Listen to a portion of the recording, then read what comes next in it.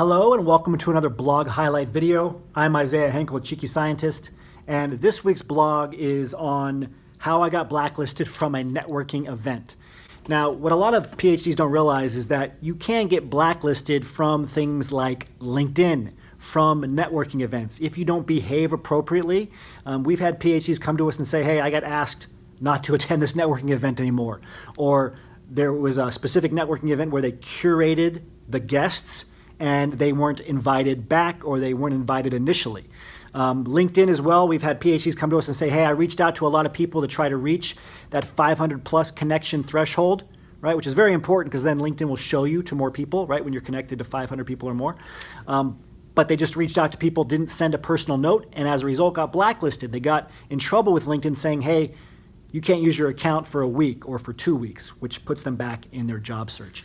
So this article goes into a story on getting blacklisted at a networking event and really how to avoid it. And some of the points that are brought up is why you shouldn't rudely start conversations by asking for a job. This is on LinkedIn and certainly in person, right? Don't start conversations by talking about yourself and your skills and then asking them if they know about any job opportunities. You're completely ignoring the other person when you do this, and you're being selfish. Don't do it. It's a great way to get blacklisted. Dominating the conversation and talking only about yourself. Another aspect of what I just said previously. Don't just take control of the conversation and make it all about you, right? Let other people talk. Do this by doing what you do very well as a PhD. Ask questions, right? Ask quality questions, get other people talking about themselves. Pushing your resume into other people's hands. Don't be forceful. Don't say, hey, I have my resume here, would you take it?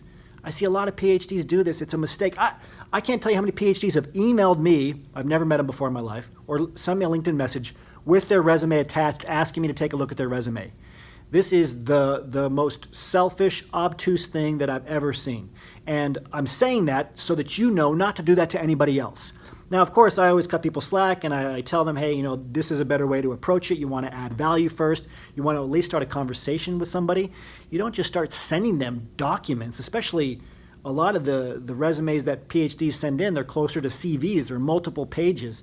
And asking somebody to read that and to do you a favor without even getting to know them, it's like going up to a stranger on the street and saying, hey, I'm moving my apartment tomorrow. Can you come over and help me move?